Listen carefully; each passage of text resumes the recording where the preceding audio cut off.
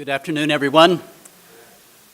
It's a real pleasure to be here and an honor to be recognizing the establishment of the Douglas B. Dowd Modern Graphic History Library. I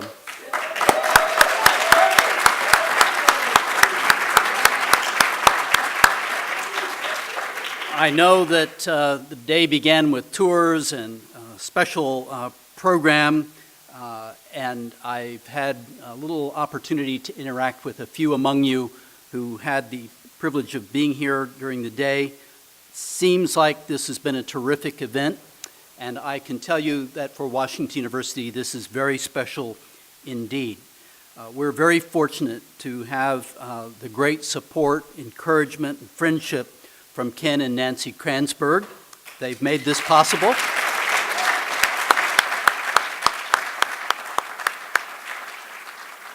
This couple are, if you have the opportunity to come to know them, you'll know that they're lively, sometimes irreverent, but very talented and extremely generous, not only to Washington University, but to our entire St. Louis community.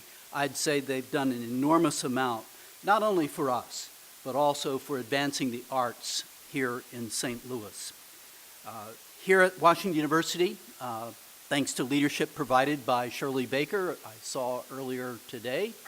Shirley. Kranzberg's, in terms of my engagement, became instrumental in establishing the Nancy Spiritus Kranzberg Studio for the illustrated book. And they also contributed very generously to the Kenneth and Nancy Kranzberg Art and Architecture Library, just in the building to the north. And today we celebrate the Douglas B. Dowd Modern Graphic History Library. So this is a long history of great generosity in an area that is very exciting and I think brings what I call distinguishability to Washington University. And I like to couple that with distinguished. And Douglas Dowd certainly illustrates one of our most outstanding faculty members, and we're very grateful that we have had great support for his wonderful work. And as we think about the future, just to the northwest, we're going to be developing a new building for the Sam Fox School of Design and Visual Arts. It's a building named in honor of Annabeth and John Weil. But Ken and Nancy Kranzberg are contributing to making that possible also. We're grateful for that support. And they have also contributed to the programmatic activities in the Mildred Lane Kemper Art Museum. A gift was made in honor of Dr. Sabina Ekman, who is the director and chief curator of the Mildred Lane Kemper Art Museum. And in connection with their giving and contribution to the arts and the performing arts here at Washington University, they've also contributed support to the Gaylord Music Library. This is in honor of Professor Dolores Pesce, who has been a longtime leader in our Department of Music in Arts and Sciences. So as you can hear, there's a long history of engagement with the Kranzbergs. And Ken is sometimes taking me aside and saying, "Don't believe everything that Nancy says she's going to do for you." But then Nancy comes and says to me, "Oh, that's just Ken. He's a little reluctant, but I'll bring him around." And so far, it's worked every time. It has really been fun to come to know them. We've spent some exciting evenings together and had some really good times. And Ken was reminding me that as I had just returned from a long and complex international trip, we went together on a long trip with others from the university to India. And Ken just reminded me that he had put a line in the sand that said he would never go to India. But when I invited them to join us, Nancy came in and said, "That is going to be a great trip." And I think both of them ended up enjoying it, and we certainly enjoyed their company and contribution to our cultural education by being on that trip together. So we have had a wonderful relationship, and I look forward to the continuing great work of Douglas Dowd in connection with this very important addition to our programmatic activity. The Douglas B. Dowd Modern Graphic History Library is unique, as I said, adds distinguishability and distinction. And I know that there are many people here who are somewhat familiar with academia. And we do name things for people. But Doug, I think you need to understand just how unusual it is that as distinguished as you are, you're still early in your life and you're early in your career, and to have something named for you is very special indeed. And I'm grateful that you're a part of the Washington University community, contributing so effectively, and have inspired great support for the university. To introduce Douglas, I'm going to invite forward the Dean of the Sam Fox School of Design and Visual Arts, Carmen Colangelo.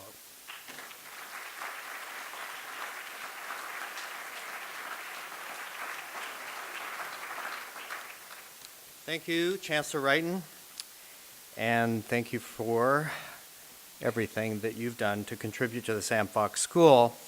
And everyone here knows that our Chancellor has been a champion for our interdisciplinary efforts here, and this is another example of great leadership that brings together the Kransbergs and this special celebration tonight. So what I'd like to say is that, first of all, thank you, Nancy and Ken, for your amazing and tremendous support for the Sam Fox School, for the library, for supporting the wonderful partnership between the Sam Fox School and the university that has included generous support, as Mark has already mentioned, the Kransberg Art and Architecture Library, the Kransberg Illustrated Book Studio, and now the Douglas B. Dowd Modern Graphic History Library that is sure to push the collection to the next level. And all of you have come from out of town, and all of you that are here to celebrate, let me welcome you as the Dean of the Sam Fox School on this beautiful evening to say this is a historical moment, because what Doug has done is truly amazing, and it's going to certainly take what has already begun here and take it not only on the national but the international level, and we're going to talk more about that. But let's give a big, warm applause for two of the very best supporters of St. Louis and Washington University. And please do stand and be recognized. Ken and Nancy.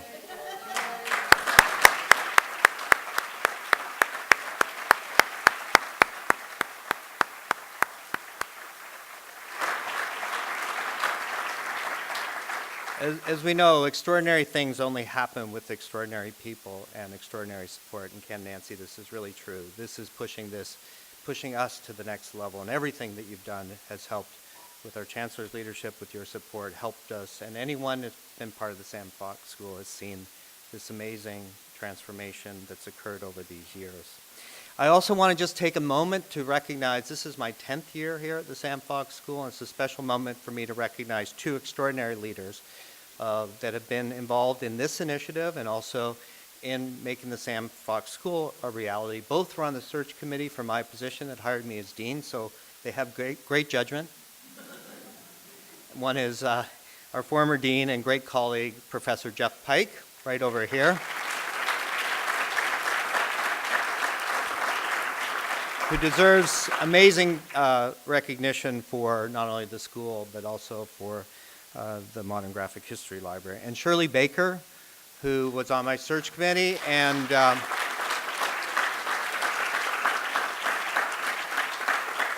Shirley's been the best advocate that I ever could have, and that's true. And this relationship that we have has really been forged by Shirley's relationship. Also, Nancy was telling me about this today. You could have asked for anything, Shirley, from Nancy, and she would have given it to you. But you pointed her in the exact right direction. And for all of you people in the field, don't you think that's true? Yeah. Yeah. So the Douglas B. Dowd Modern Graphic History Library is a very unique resource for the entire university, and particularly exciting for the students and scholars who work in the realm of visual culture. While popular culture illustration has not always been considered part of the canon of fine arts, which quick Doug is quick to point out, this archive is already playing a significant role in helping to create new scholarly interest in these materials that shape our thinking around modern history and culture. Congratulations to you, Doug, on this beautiful day. Wow. Really, wow. Doug has said that many times, and he's a very humble man, but I want to now, just before he comes up here, let him stand and be recognized as an extraordinary person in the field.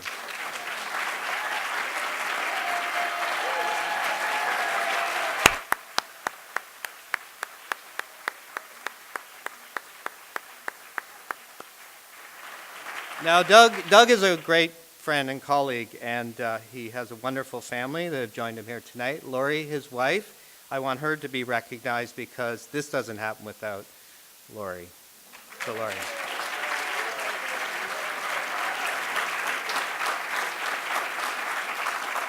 And it's fun to see his two sons sitting behind him, and Andrew, the oldest, and Daniel, if you would stand up.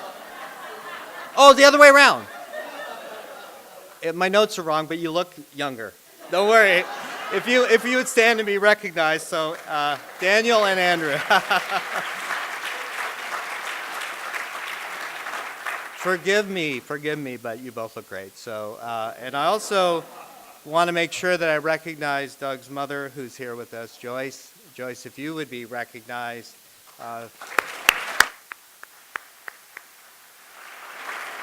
And I know Doug's father would be honored to be here tonight, and I want to just recognize David D. Dowd, Judge Dowd, and all of his contributions for making this possible. And Joyce, thank you for being here tonight. So, Douglas has been a tireless advocate for the value of the Modern Graphic History Library, and as I said, illustration. He has had a remarkable career himself. And he started at Kenyon College, earning a BA in history, then moving to graduate study in printmaking at NYU, which I didn't know, and eventually, which I did know, an MFA in printmaking from the University of Nebraska in Lincoln. So he's one of us printmakers, right? So Douglas. In his early career, he worked in art direction and illustration at Hamilton Press in Cleveland, and he was also a visiting scholar at the Nova Scotia College of Art and Design in Halifax. He joined the College of Art faculty at Washington University in 1997, and he has since had a profound influence on our students, his colleagues, and the greater printmaking, illustration, and design community. Douglas has had a strong influence on our design curriculum, which he began refining almost as soon as he joined the faculty. Douglas also brought great leadership in many areas of the school, including founding the Nancy Spiritus Kransberg Illustrated Book Studio, along with his colleague, Ken Botnick. He also played a significant role in securing the grant to develop the Visual Communications Research Studio and develop the first interdisciplinary course, The History of Illustrated Entertainment. And in 2013, the Sam Fox School Visual Cultural Initiative was born with Doug's leadership, and that initiative is now laying the groundwork for this exciting moment that we're celebrating today and acknowledging Douglas's amazing contributions to the university and to the Kransberg's families, their incredible generosity. Along the way, Douglas has maintained an impressive record of research and activity. His work in the permanent collections of the National Gallery of Art, the Whitney Museum of American Art, the Fogg Museum of Art at Harvard, the New York Public Library, and the St. Louis Art Museum, among many others. He has also published editorial illustrations in the New Yorker magazine, the Wall Street Journal, the New York Times op-ed page, and the St. Louis Dispatch. The Sam Fox School of Design and Visual Arts has been incredibly fortunate to benefit from the leadership, scholarship, and mentorship of Doug. He has been immensely influential as a teacher and a colleague, and he's a tremendous asset to so many dimensions of our school and our university community. It is now my pleasure to congratulate my good friend and colleague on this extraordinary occasion of the Douglas D. Dowd Modern Graphic History Library. In his honor, please join me in recognizing Douglas Dowd.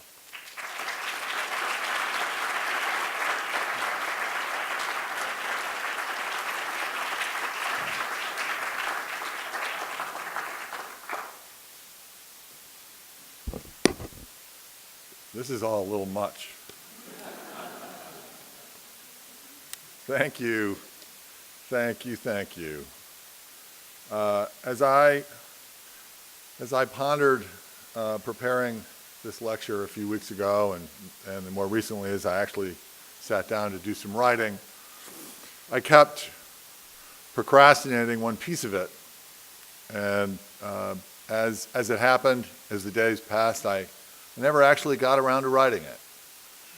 And that part of the talk is an expression of thanks.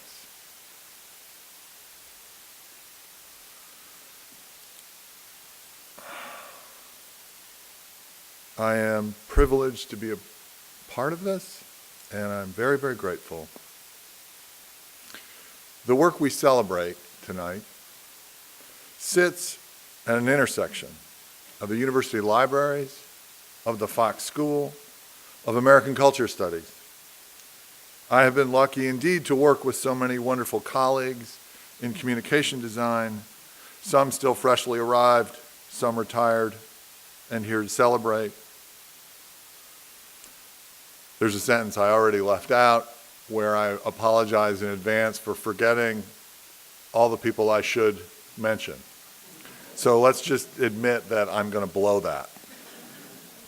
But special thanks to Sarah Birdsall, Heather Corcoran, Jeff Pike, John Hendricks, Ken Botnick, Frank Oros, my departmental colleagues. In special collections, Nadia Gossity, Sky Lacert, with us tonight from out of town, once upon a time involved in the early moments of the MGHL, Todd Hignite. From American Culture Studies, Heidi Kolk, Ivor Bernstein, and from years back, an inspiration to me, Wayne Fields. From the Rockwell Museum, Norman Rockwell Museum in Stockbridge, Massachusetts, a long-time collaborator and current partner in crime on some projects, Stephanie Plunkett. Also visiting from out of town from the Maryland Institute College of Art, Whitney Sherman, our new postdoctoral scholar in the Monographic History Library, Jolene Grove. It's an impressive group, and there are many more to name who I have left out. I'm delighted to have my mom here. Thanks, Carmen, for recognizing her, joined by my siblings, Cynthia, David, and Mark. It's been about 6 weeks since we lost Dad.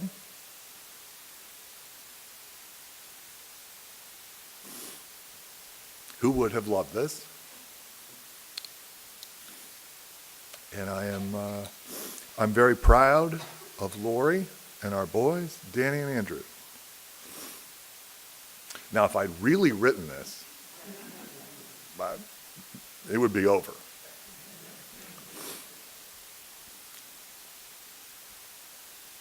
In case you've forgotten where you are,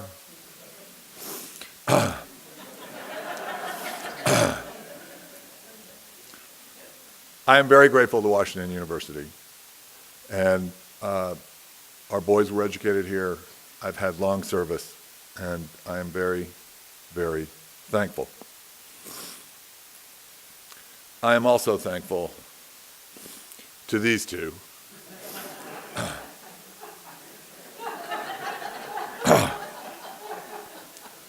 Nancy and Sluggo. Boosters, champions, generous givers, leading the parade, beating the drum for St. Louis and Washington University. For the arts, for collaboration before it was cool, and particularly for democratic art forms, for whom a little can go a very long way indeed. Who have given so much, they got bored of their own names and started putting other people's names on things. Like this. I have been and remain dumbstruck by the whole thing. When I first heard about this, which was some time ago, I called Nancy, and I said, "Nancy, this is stupefying." And she said, "Oh, baby." She called me baby about 8 times in that conversation. All right. I come to these materials and this work through work as a writer and a maker of images. As Carmen indicated, my roots were in printmaking, and my work prior to coming to St. Louis and during my early years here were in that medium. I'm grateful for that background. It has kept me in touch with the importance of developments in the history of plate making and printing technologies, which are of enormous significance, particularly in the 19th century. My print work, combined with written texts, focused on allegorical responses to events. Cry Mustardville was a reaction to reports from Rwanda and Yugoslavia in the early 1990s. Slowly, I shifted from prints, slow to produce and expensive to buy, to work for more popular contexts.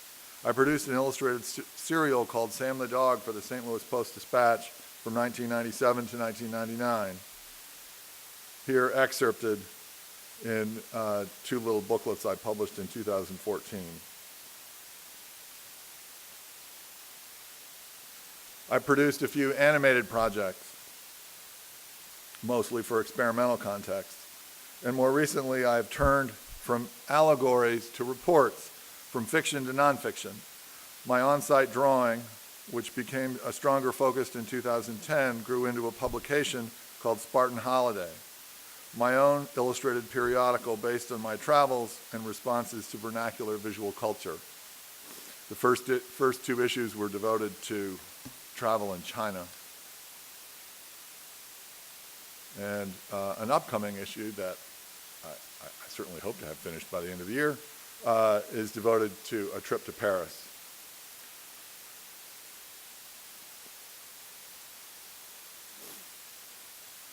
My interest in visual culture grew from writing I began doing in 2007, significantly in response to work with the libraries. The sheer mass of our popular materials, the problem of ubiquity, as Heidi Kolk refers to it earlier today in our symposium, can be overwhelming. When we formally created the MGHL in 2007, I made an attempt in our inaugural catalog to chart categories and define some terms. That is an ongoing process and in need of revision. But I think a macro view will serve us poorly tonight. We are eager to share our work here, but our approach must be manageable. So let's set aside the diagrammatic for an origin story. The impetus for all this comes, as many know, from one Alfred Charles Parker, a Washington University School of Fine Arts alumnus in the class of 1928. Parker demonstrated flair as an illustrator early on, here in the pages of his WashU yearbook, and went on to have a celebrated career in the industry. In 1999, we were approached by Kit and Donna Parker, then of Monterey, California. Kit was Al's youngest son. He and Donna had become de facto custodians of Al's professional estate. An impending move had forced a long-standing issue: what to do with the remaining materials in family hands. The Parkers had roots in Arizona and St. Louis. They envisioned a gift of Parker's works and papers of an institution in either locale. Inquiries to art museums in the Southwest and also to what is now the Kemper Museum of Art here at WashU yielded no takers. Stumped, Kit reached out to Jeff Pike, then Dean of the School of Fine Art. Based on appeals from him and me in plaintive unison, the libraries agreed to consider accepting the material.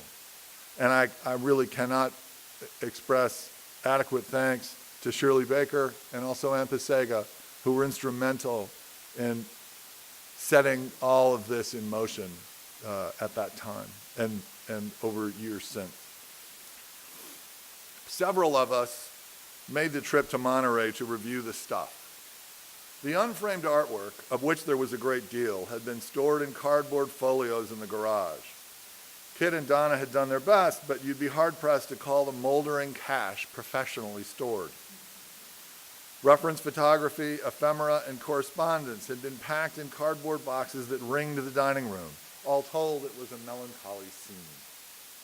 Intuitively, I understood why art museums had declined the gift. These were stylish and extremely well-formed things, but whatever they weren't art in the high culturally normative sense of that term. What were they really, and how would you think or write about them? Those questions and the melancholy stuck. There were many, many gouache on board paintings, ringed by gummy margins and surrounded by color tests and printer's notes. These two color things from the late 30s were ponderously modeled in the idiom of that period, but soon Parker's work shifted to something more modern and flat, dominated by colorful Matissean puzzle pieces. That shift owed something to an increased use of photography captured in Parker's reference shots. Notice that there are mat boards behind each character's head to ease the isolation of those two-dimensional shapes in projection. The use of photography became an integral part of the production methodology of that time. Notably, many pieces were punctuated by leftover rectangles in negative space, disruptions of the picture plane. Of those rectangles, more presently, but the printed tear sheets reveal their purpose. Al Parker's most famous and long-running project was a series of covers for the Ladies' Home Journal, great-grandmother of the women's magazines, founded in 1883. The series featured a like-dressed, tow-headed mother and daughter engaged in a common activity. The first such cover ran in February 1939, a pair of ice skaters on a blank gray field. The spike in newspapers' sales signaled a winner. The journal's art director, Frank Eltonhead, raised the idea of other such covers in a letter asking for more of Parker's time. As Al's career blossomed, he booked one magazine project a week, doling out his availability. Subsequent covers were matched to the times. 1944 brings wartime thrift, as dresses are fashioned from curtains. A celebration of post-war fertility. The baby boom kicks off on the June 1946 cover. A baby brother arrives making a unit of 4 with an almost entirely unseen father. Up until now, we have seen him exactly once from behind in a Welcome Home cover from 1945. Note, by the way, the visual elasticity of the masthead, variably manifested here cleverly in safety pins. Hints of the post-war good life at the beach in August of 46.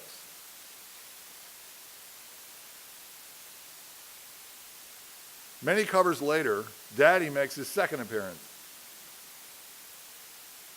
post a second war in Korea in 1952. A real-time rivalry is presaged between mom and daughter as puberty awaits. Alas, now the masthead is solidifying into that mighty condensed Bodoni, and illustrated covers are on the way out at the Journal. This is the last of Parker's over 30 mother-daughter covers spread over 13 years. Ephemeral evidence suggests that Parker's covers were a sensation. Here, a ticket to a mother-daughter dinner in Mount Vernon, New York. A newspaper clipping tells us that 32 pairs dressed up for the occasion.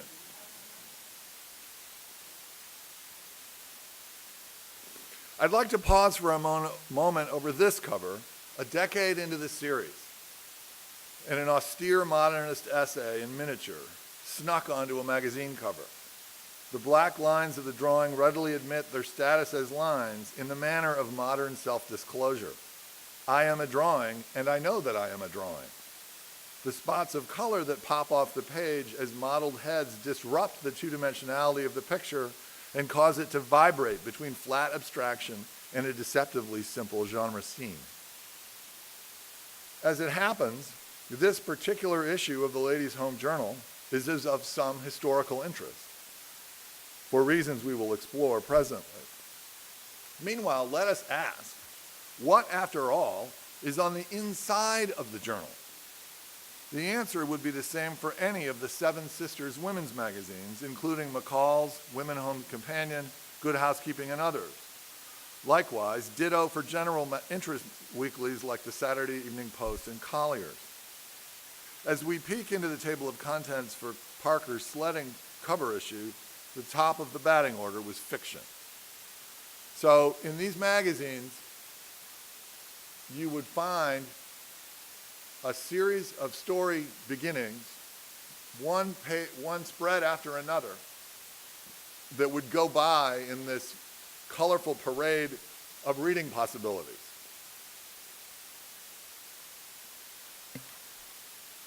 I'm going to show you 8 spreads of Parker's pulled from his tear sheet archive.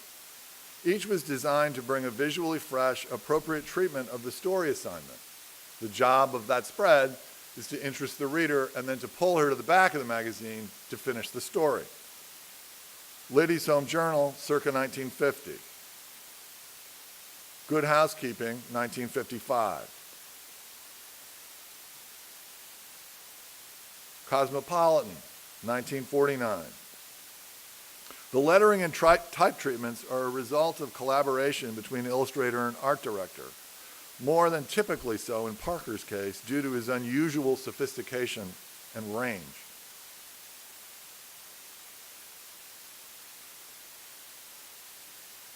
That's Ladies' Home Journal 49. That's Cosmopolitan 1953. Pretty racy. The Ladies' Home Journal in 58, and Good Housekeeping in 1956. The thing I would like you to keep in mind is that just the tremendous visual presence of these spreads. They're difficult to miss. These samples are better and more varied than most of Parker's competition, but they're not categorically different. Such dramatic entries to the stories were basic to the practice of fiction illustration in American periodical publishing in the middle decades of the 20th century, particularly the 1920s into the 1960s. Now, back to the February 1949 Ladies' Home Journal. The issue comes in for discussion in one of the most significant works of cultural criticism, feminist or otherwise, in the second half of the last century, Betty Friedan's The Feminine Mystique, published in 1963. As is well known, Friedan set herself to the task of describing, diagnosing, critiquing, and reversing the post-war drift of American women into anesthetized suburban ennui, or what she called the problem with no name in her first chapter. Having worked as a writer at McCall's, Friedan drew on her editorial experience and played a hunch in her research. She positions herself as an empiricist, mining the evidence provided by women's magazines, and specifically the fiction therein. She narrates her empirical adventure. A geologist brings up a core of mud from the bottom of the ocean and sees layers of sediment as sharp as a razor blade deposited over the years, clues to geological evolution of the Earth. I sat for many days in the New York Public Library going back through bound volumes of American women's magazines for the last 20 years. I found a change in the image of the American woman, as sharp and puzzling as the changes revealed in cores of ocean sediment.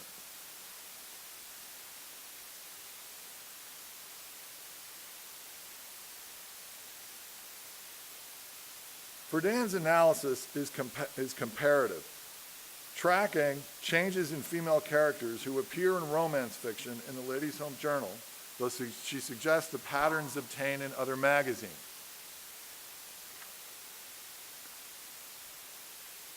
So she compares stories from February 49 and April 59, specifically 2 particular stories.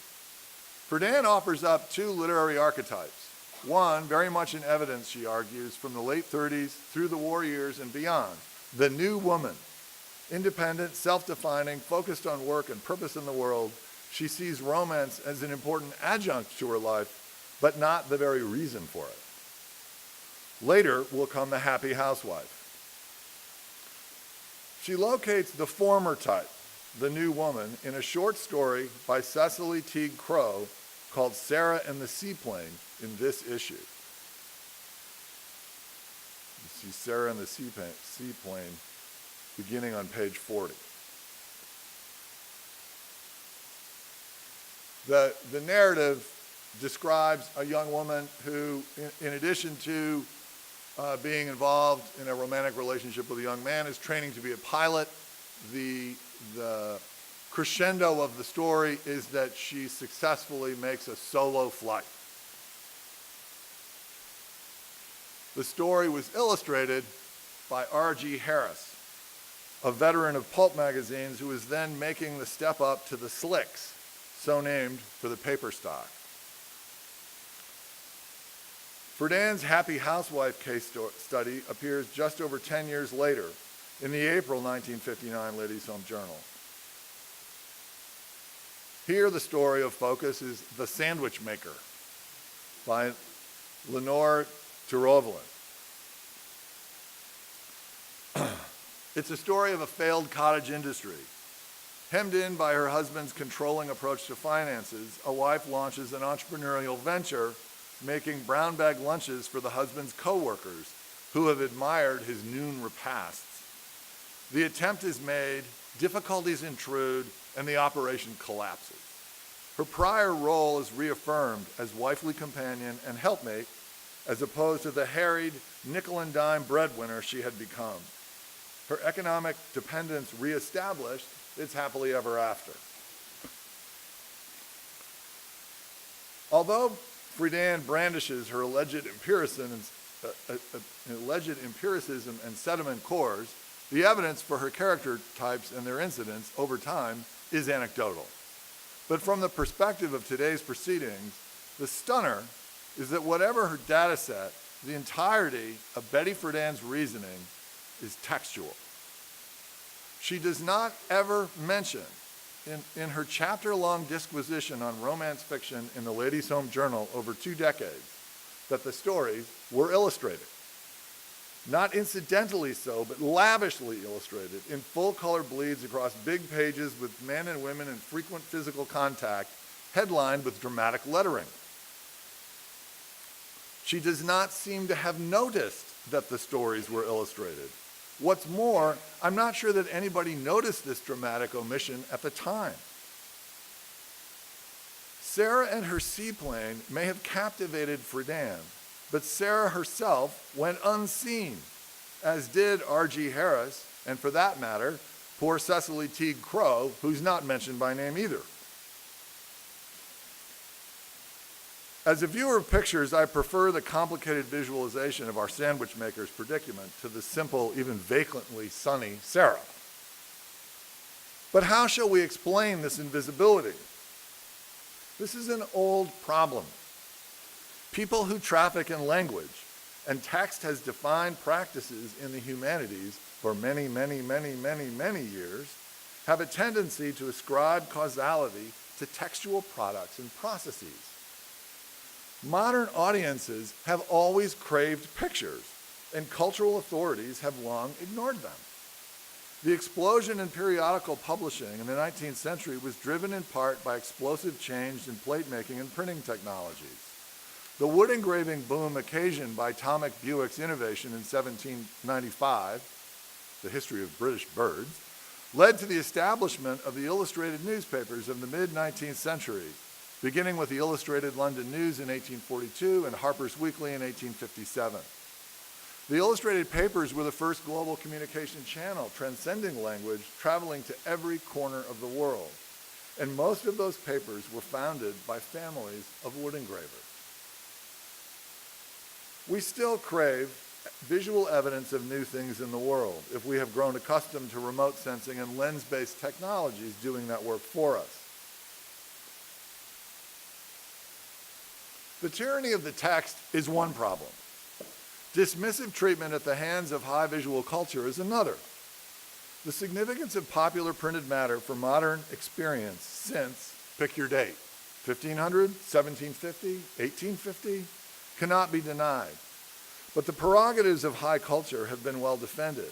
In a particularly important essay from 1939 by Clement Greenberg, Avant-Garde and Kitsch, popular print was defined as the rear guard as opposed to the avant-garde. He narrates a process by which the peasants of Europe come tromping into the cities, leaving their folk cultures behind, needing a new form of cultural entertainment. The thing that is created, he defines as kitsch. To fill the demand of the new market, a new commodity was devised, ersatz culture, kitsch, destined for those who, insensible to the values of genuine culture, are hungry nevertheless for the diversion that only culture of some sort can provide. Ersatz culture. That's strong stuff. But when Betty Friedan paged to the back of the magazine to finish the fiction she was busy diagnosing, here is what she saw: Greenberg's kitsch. It is a certainty that she filtered out the colliding mass of type and image and text and color and countervailing voices and agendas.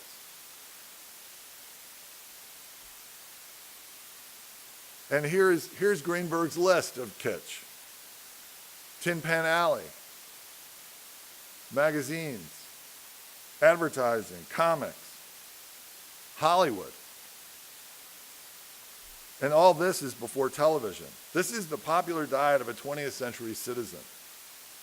So what, one would ask Greenberg, is the corrective? The work that Greenberg defended against the onslaught of modern media, for example, Pollock's Autumn Rhythm from 1950. This is genuine culture. It is authentic, it is singular, and it is autonomous. So now let's go back to Kit Parker's garage and have a look in those bins of gouache paintings. What do we find? We find images and artifacts that are decidedly not autonomous. And by the way, when I say autonomous, he adds parenthetically, I'm making reference to a modern conception of art dating to 18th century German aesthetics that defines aesthetic experience as disinterested or otherwise divorced from other considerations, which is why in modern art museums, traditionally one sees a painting on a white box. It's like a petri dish for aesthetics. So autonomy is basic to that arrangement. So these things are not autonomous. And if they're not autonomous, they're contingent. They're defined by their enmeshment in other things. Autonomy is precluded by contingency. This is what modern experience looks and sounds like. It is radically contingent. And if we hope to engage it on its own terms, to unpack how it works, to understand how people come to think what they think, we'll have to manage a mix of the textual and the visual and the material. So, for example, it's not enough to look at a slide of the magazine page.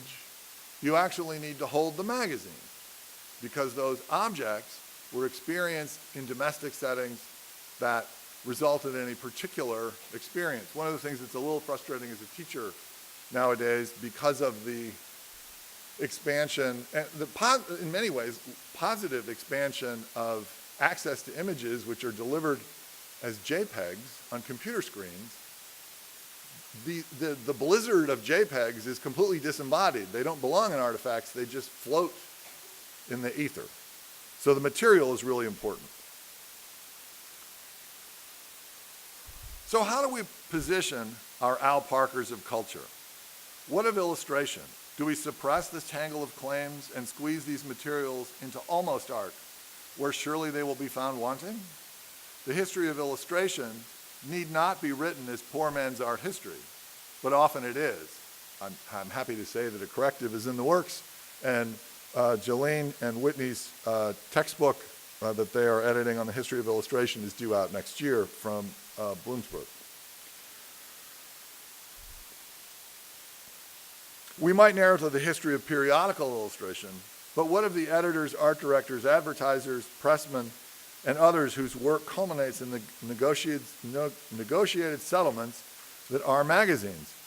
Ultimately, I prefer the culture of the illustrated periodical, for it honors the nature of the cultural work at hand.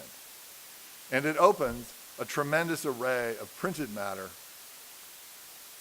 in the modern phenomenon of periodical publishing.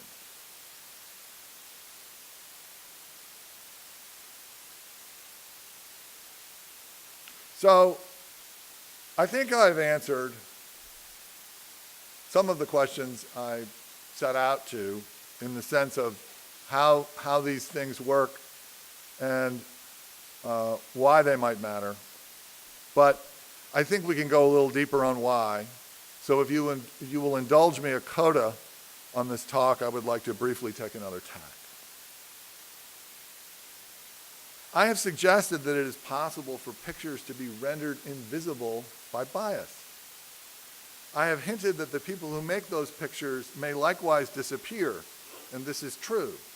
In academic contexts, illustration often goes uncredited, as if popular pictures were some form of cultural driftwood made by the culture, not individual persons operating in particular communities of production.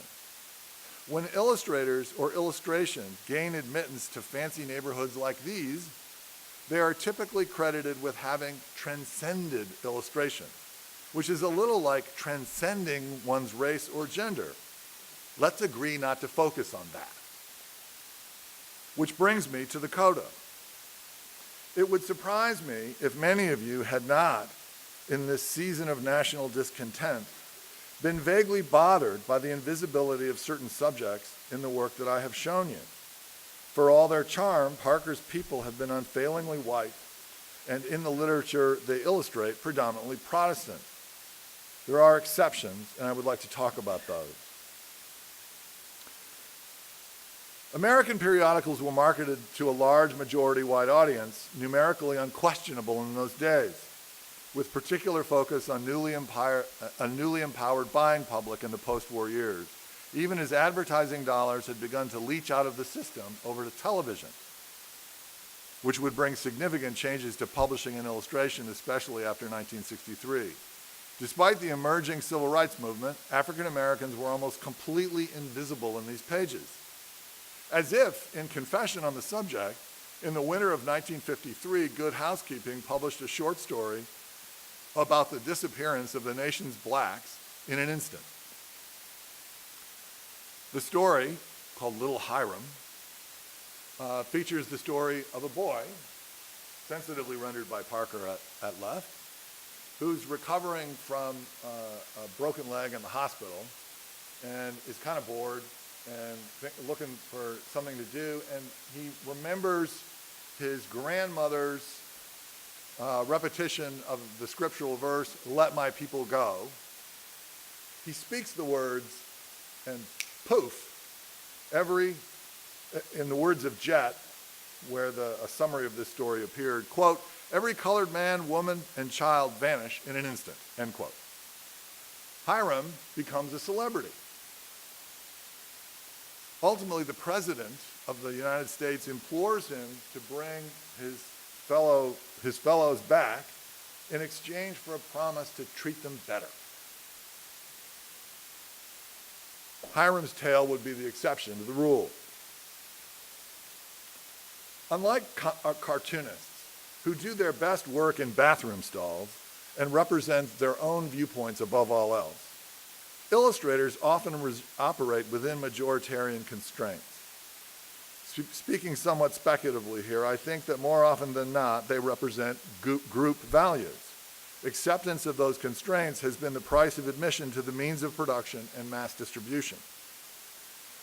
Now we are talking about a different form of invisibility. There were implicit rules or very powerful prevailing patterns for the representation of American blacks in the Jim Crow years, or after Reconstruction ended in 1877, and some magazines enforced them with particular verve. Chief among those publications was the Saturday Evening Post, which simply did not show blacks in any but subservient roles and postures. A quick annotated tour of some of these images. Here, the illustrator J.C. Leyendecker with a Kuppenheimer ad showing a porter hauling baggage carefully avoiding eye contact with his client.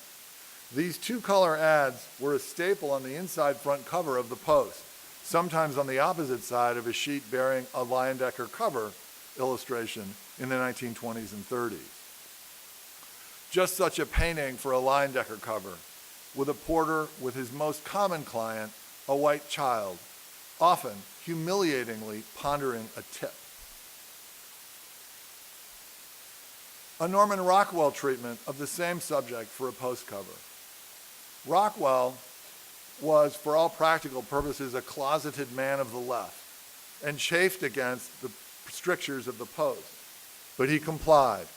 The genial older man is reminiscent of his true forebear, Uncle Remus, whose appearance in 1880 commenced the de facto cultural domestication of the horror of slavery in American history. Joel Chandler Harris's Uncle Remus enshrined a nostalgia for antebellum life and assigned it to people who were just then experiencing a ghastly comeuppance via the Klan and state-sponsored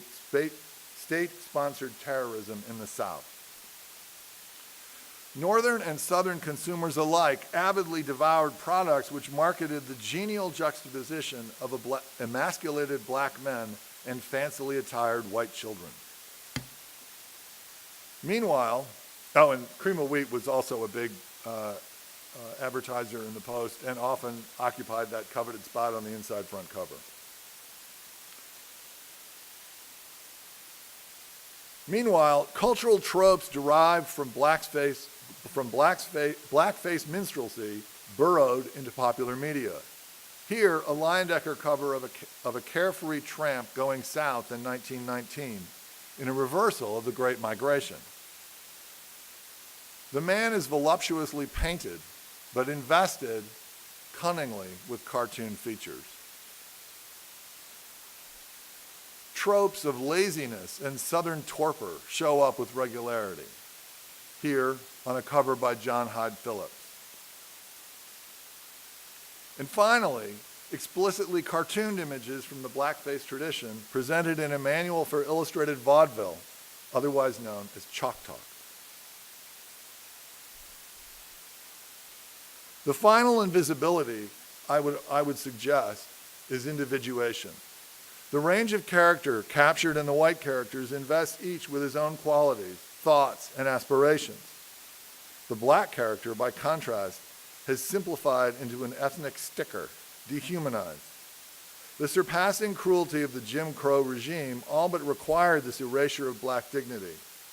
There are no African American individual men in this world with particular qualities, thoughts, and aspirations.